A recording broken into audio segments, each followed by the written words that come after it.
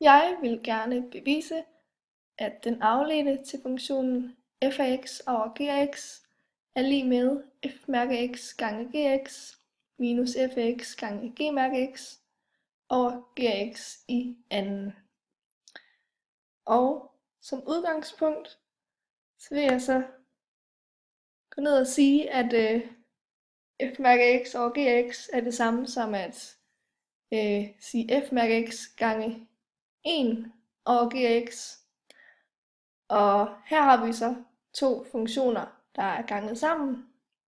Men først vil jeg lige kigge på det andet led her, som egentlig også er en sammensat funktion. Så den vil vi lige have styr på først. Så vi vil lige se på, hvad der er den ydre og den indre. Og her er det så 1 over x, der er den ydre, mens at den indre er g af x. Og så herfra kan vi så gå ned og finde den afledte af både den ydre og den indre. Hvor det så her, y mærke af x er lige med minus 1 over x i anden. Og i mærke af x er g mærke af x. Og herfra kan jeg så konkludere, at den afledte af 1 over g af x er lige med minus 1 over gx i anden gange g mærke af x. Ved at bruge reglen af en sammensat funktion. Også kendt som kædereglen. Og så her vil vi lige kigge på udgangspunktet, som er de her to funktioner ganget sammen. Så her kan vi så bruge produktreglen ved at have den ene funktion ganget sammen med den andens afledte funktion, plus den enes afledte funktion ganget sammen med den andens funktion. Og det kan vi så gøre hernede.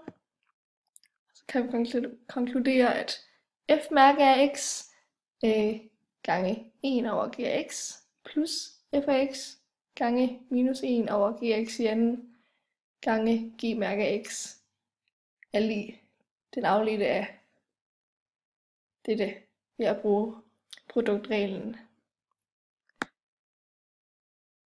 Og så kan vi lige så godt lige få ganget nogle af de her op i vores brøker, så vi får ganget f mærke af x op i den her bryg, samtidig med at vi får ganget f af x og g mærke af x op i denne. Og fordi der står minus 1, så det er altså et minus, der kommer til at stå hernede også.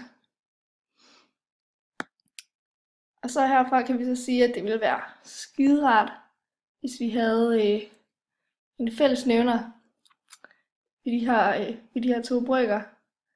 Så vi laver lige en lille snyder og sætter sådan en ekstra g af x på her i den første, både i nævneren og i tælleren. Så vi sætter lige en herop og en ekstra herned. Så ændrer det jo ikke rigtigt på, hvordan brøken er, eller sandheden i den, og man så må sige. Det er stadig præcis det samme, og nu er det jo rigtig smart, fordi nu har vi så en fællesnævner. Så det kan vi jo så gøre rigtig smukt, og sætte på en bryg, som nu så flot hedder f mærke af x gange g af x minus f af x gange g mærke af x over g af x i anden. Og hermed,